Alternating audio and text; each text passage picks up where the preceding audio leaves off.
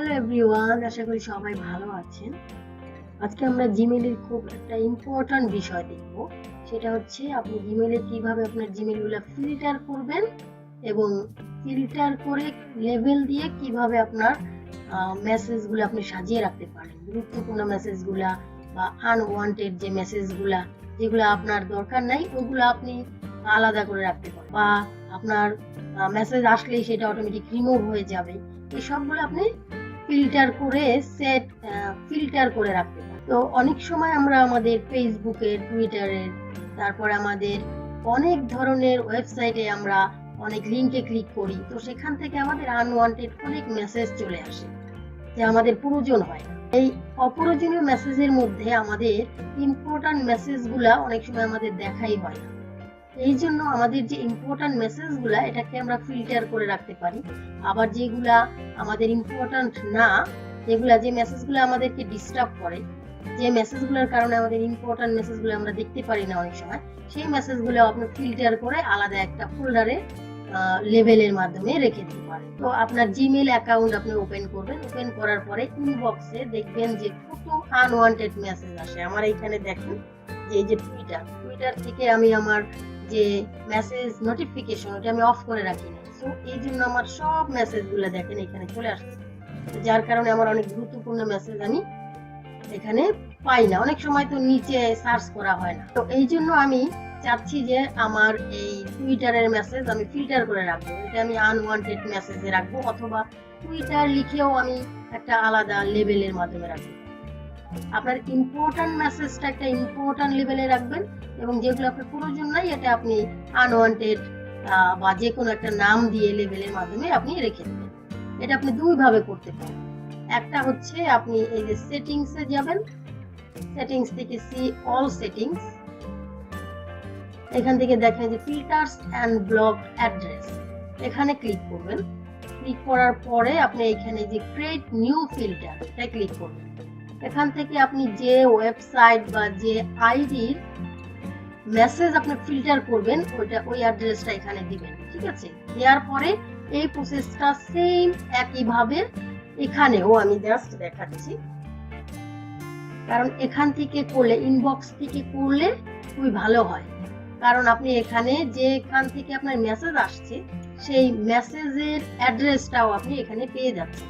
যেমন আমি টুইটারের মেসেজ দেখেন, এত মেসেজ আমার খুবই ডিস্টার্ব এগুলা, তো আমি চাচ্ছি এই মেসেজটা, টুইটারের মেসেজটা আপনি অন করবেন। ঠিক আছে, ওপেন করবেন। ওপেন করার পরে দেখেন যে টুইটার যে অ্যাড্রেস থেকে মেসেজ দিয়েছে এখানে সেই অ্যাড্রেসটা আছে। দেখেন, এই দেখেন এই যে এই মেসেজটা এই অ্যাড্রেস থেকে আসছে, এটাকে আপনি কপি করবেন। কন্ট্রোল সি দিয়ে কপি করলাম, অথবা এটা অটোমেটিক চলে আসে অনেক সময়। এই যে সার্চ, ইমেল সার্চ, এখানে দেখেন রাইট সাইডে এই যে আইকন, এই আইকনে ক্লিক করবেন। করার পরে এই যে ফর্ম, এই ফর্মে আপনি ওই অ্যাড্রেসটা লিখবেন। অনেক সময় ক্লিক করলে অটোমেটিক চলে আসে, অনেক সময় আসে না। তো এই জন্য আমি এটা কপি করে রাখলাম, এটাকে আমি কন্ট্রোল দিয়ে পেস্ট করব। এই অ্যাড্রেস থেকে ছোট করে নিই।